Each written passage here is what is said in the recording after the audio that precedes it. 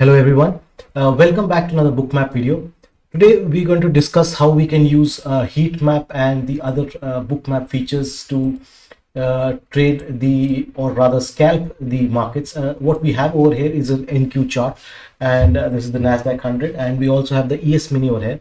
So today primarily we're going to discuss about NQ because it is much favorable for scalping as far as I'm concerned. We can go ahead and do ES mini in the coming few days as well.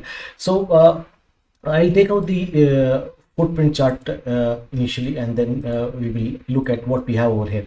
Okay, so this is a bookmap, the basic bookmap chart with the heat map on, and I've set the liquidity, liquidity marker as well over here. So whenever liquidity gets added or removed, I can see over here. So there is nothing fancy that is here, but the basic stuff, the simple stuff. But let us understand how the market is moving and how we can take advantage of it and look for scalps. So primarily when we're looking for scalps, we'll have a 4 to 5 point stop loss against maybe 5 to 7 point move on the other direction. So again, the scalps would be a limited number, maybe 5 or 7, because after that obviously psychology does play a part, and it becomes a little difficult when you're hyper scalping like that. Anyway, moving on to the chart, what we have over here is what I've set for the volume dots. I'll just show you what I've done over here.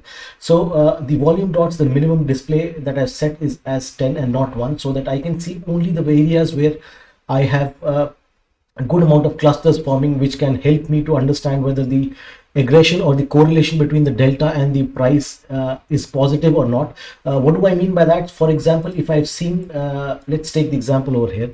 So when I look at this part, you see the liquidity that was here. It was there to be absorbed. The market moved over here and it absorbed the liquidity and moved to the other direction. Now when I look at this part, I see a lot of sell orders getting triggered. They could be anything. They could be stops, they could be late sellers trying to get in, expecting a breakdown. This green line, by the way, is the low of the day. The yellow line is the middle point of the day. Similarly, the red on top would be the high of the day. But what happens here is a large chunk of sell orders are absorbed and the market starts moving in the other direction, and immediately after that we see a liquidity step in at the lower levels. So again, there are two ways to use it. One is when we see at a particular level where the market enters and you see some sort of orders limit, passive buyers entering and defending the place.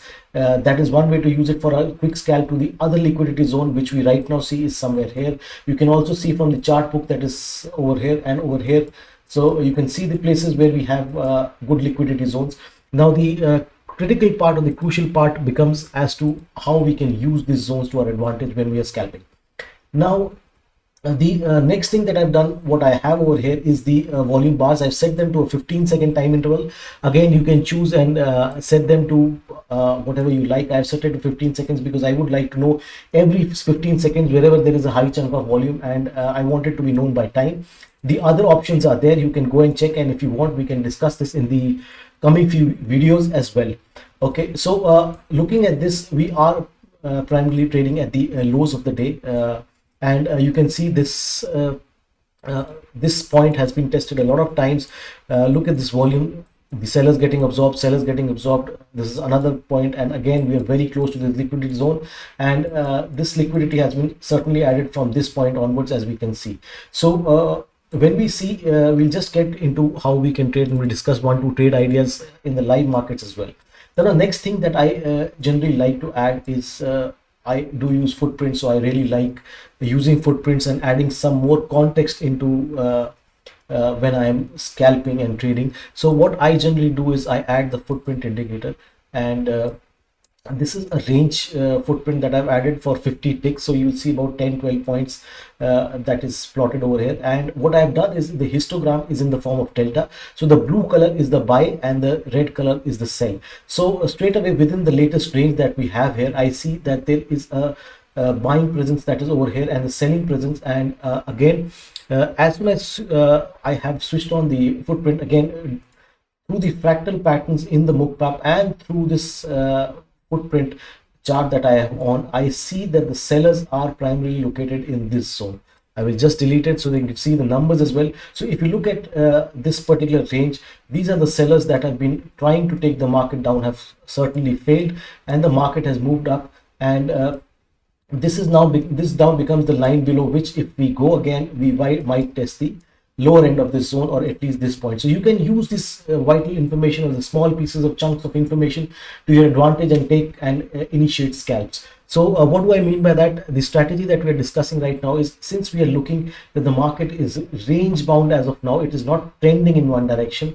What we are expecting is a sort of absorption taking place at important crucial levels, at high liquidity zones, and the market trading away from there. So we're going to our strategy on a day like this should be to fade these moves, and as and when the market, if it moves below this, and if we see a move, trending move, that is, we see good amount of green dots moving in one direction and the price also following that particular path, then we look for again, looking at the structure, we look for a pullback and go to down, entering a short. But if till the time it doesn't, we look for shorts and longs based on the absorption pattern, or the pattern wherein we see these big dots, green dots, come in and fail. For example, a recent one that has happened is over here. So when something like this is happening on a previous liquidity zone, or from where the market moved to the other direction, you can initiate a 5-6 point move to the other direction, and then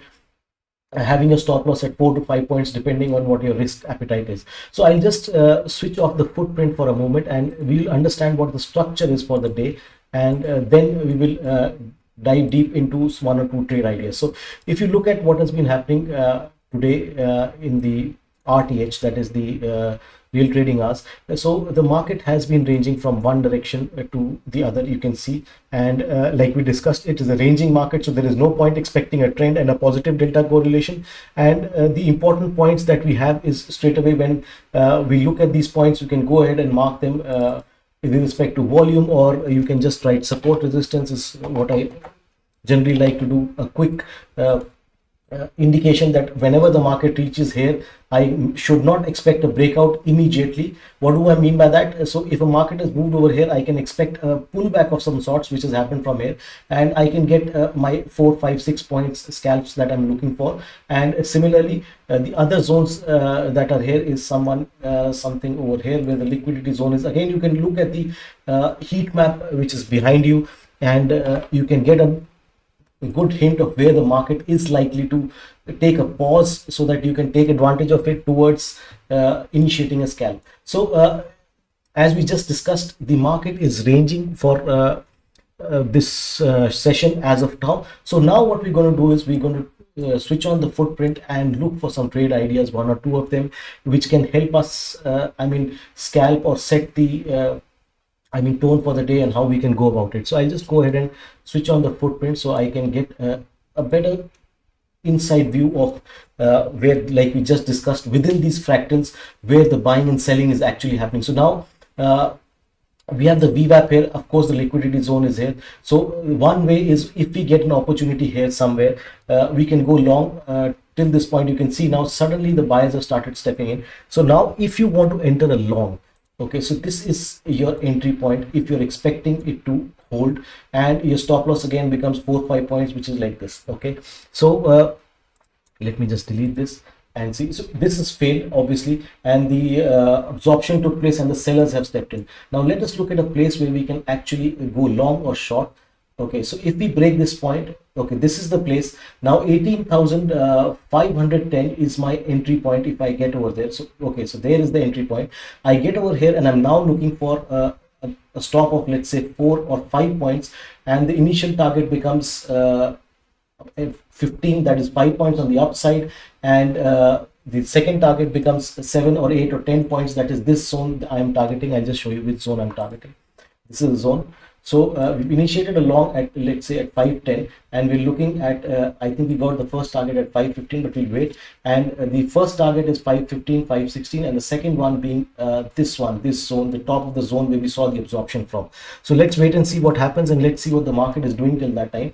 So over here, why did I choose this point is because I saw a sort of absorption that had taken place before, and it is again that it has happened here, and the market was not able to continue downwards. That is why I'm looking for a fast scalp. So you see your first target of 15 is met here, and this is the second one, and you meet your second target. So what I did was I just kept it simple by looking at these zones where I can see these absorptions happening at a microstructure level, and then as we see, we've tested the VWAP also. So you get your 1:2 as well.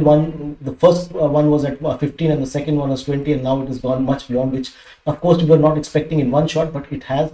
Now from a place like this, you can see a lot of buying step in. Now if you want to enter a short, this is not the place immediately to enter a short. You need to see for a confirmation where you can see some of an absorption taking place. So as you can see, this is why I was not so keen to immediately enter a short, even if I'm hyper scalping or looking for immediate good quick 5 points, because I don't have a clue as of now whether the market will range or fade, because the buying aggression was too much in this zone. If you can see within this range in the footprint as well, the only place where you saw some sort of an selling step in was at this place, at which point the market took a resistance and support, and has gone up. So the first place where I want to look for a short is when I see something like this green dot happening and another green one stopping at this price.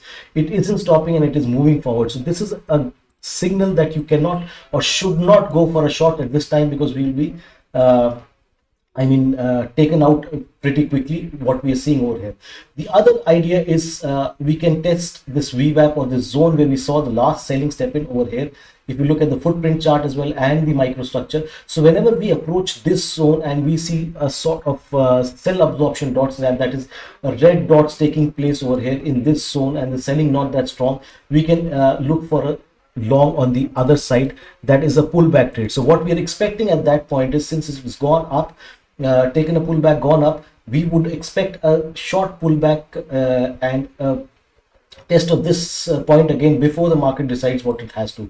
So at the moment you can see there is a lot of absorption of sorts. Again, by absorption I mean very small time frame absorption. This doesn't mean on a longer time frame. We're talking as of now only about 5 points to 7 points that we're looking for. So our aim should always be to look at the markets like that. Okay, so at this point I'm seeing again a lot of buy orders step in and not take the market up. So this is the place where I'll enter a short, let's say at 540, and I'll expect at least 5 points going on the downside. My stop loss again being 5 points, and you can see what happens. Now why did I enter here and not there? You can see liquidity being removed here, and this is exactly the point from where I was expecting a support to take place. And if I'm not out already, 535, 5 points that I was expecting, this is the place where I take my losses. I take my profit target, which I had started from 40, and I've taken my 5 points. Now this is what I was expecting. Now you look at this is the midpoint, and you see some selling coming in here, and it is not holding. The market is going down here. So like we saw over here, the second trade idea that we discussed over here, similarly over here what I want to see is, look at this absorption in the lower half. So it has to hold for some time for me to initiate and see some aggression and some absorption both at the same time, so that I can initiate a long. So again we will wait. If there is no point in missing a trade, because what we need is absolute certainty when we are scalping, and we've discussed 2 trade ideas, and we'll look for a third one, and then maybe we'll stop for the day. And let's go ahead and see what happens in this point, rather at this point where we saw liquidity being taken over here. Let's see. So this is another place where I can see weakness stepping in again. Okay, so by weakness I don't mean that it's going to fall straight away down. By weakness I say I mean is at least a 5 point move to the downside before it decides to move further. Now when you are in a trade and you start seeing this huge selling step in, and if the market is not going, for instance we have initiated a short trade and we've seen this, so it is a good point to trail your SL, even if it was a 5 points to 2 or 3 points, because this should have actually taken the price lower. It hasn't gone, so this is an indication that it might not be ready to go down as yet. Let's see what happens. And you can see that is why I have the footprint always on. You can see the number of the delta that is here, minus 132. You can see it over here. So it is stuck in between a zone, and as I said, it is important, and you see what happens if market goes up. So this is an indication that when you see this delta that huge delta value on the negative side pop up and the market is not going down, it is a red flag. You need to be out of the trade if you have initiated a short at break even or maybe 1 or 2 points profit, because this is why we're using footprints and Bookmap.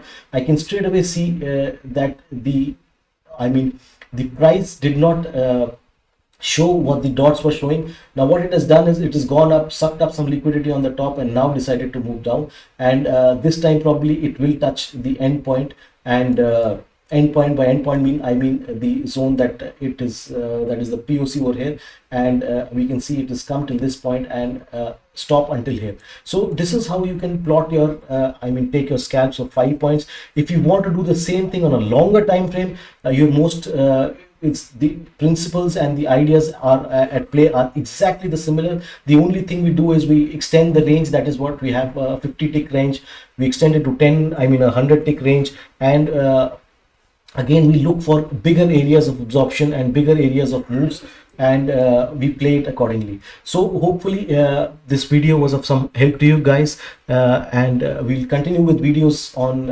the NQ and